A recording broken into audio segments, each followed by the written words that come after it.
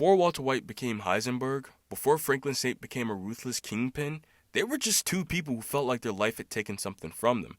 And that's what makes morally gray characters so fascinating. Because the reason we connect with characters like Walter White and Franklin Saint isn't because we agree with what they do, it's not because we want their lives, but because we recognize the emotions underneath their choices, the feeling of being overlooked, the feeling of feeling powerless, the feeling of looking at your life and wondering, is this really all I'm capable of?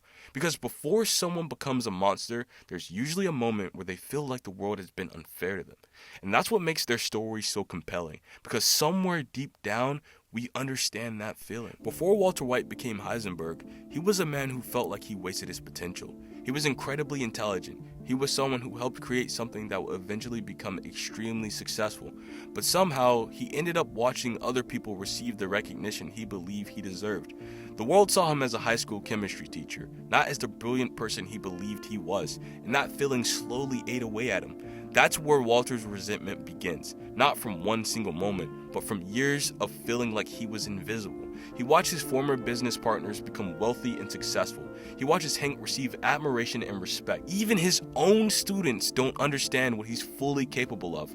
One of the most humiliating moments for Walter is when he has to wash one of his students' cars just to make extra money. And that moment is important because it's not just about the car, it's about what it represents. A man who believes he is capable of greatness is forced into a position where he feels insignificant.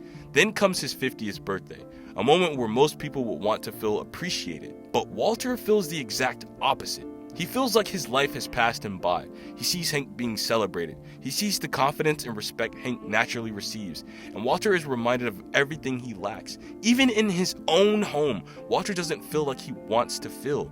He doesn't feel admired. He doesn't feel powerful. He doesn't feel like the person he believes he should be. And slowly, a dangerous thought begins forming in his mind. I deserve more. And this is where Walter becomes relatable. Not because people relate to becoming Heisenberg, not because people relate to destroying lives, but because almost everyone has experienced the emotion that has started his journey. The problem is that Walter allows this feeling to consume him. His desire to matter becomes more important than anything else. The need to prove himself becomes stronger than his need to do what is right. Now, Franklin's story is a little different. Walter feels like the world failed to recognize him. Franklin feels like the world never gave him a fair chance. From the beginning, Franklin grows up understanding that life is not equal. His family abandons him. His mother struggles financially. He watches the people closest to him fight just to survive.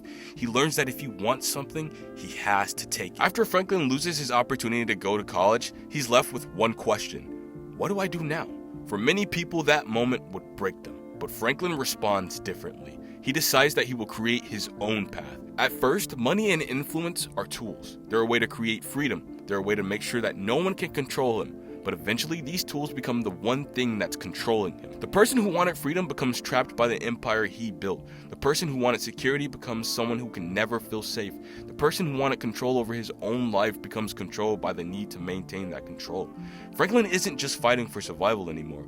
He's fighting to protect the identity he created. And that's why people find him fascinating. Because the audience can look at Franklin and say, I don't agree with what he's doing, but I understand why he became this way. And that's the connection between Walter White and Franklin Saint. They're two different versions of the same human struggle. Walter says, I need the world to recognize my worth. Franklin says, I need the world to never have power over me again. Walter is destroyed by pride, and Franklin is destroyed by control. But both of them start with something that almost everyone can understand.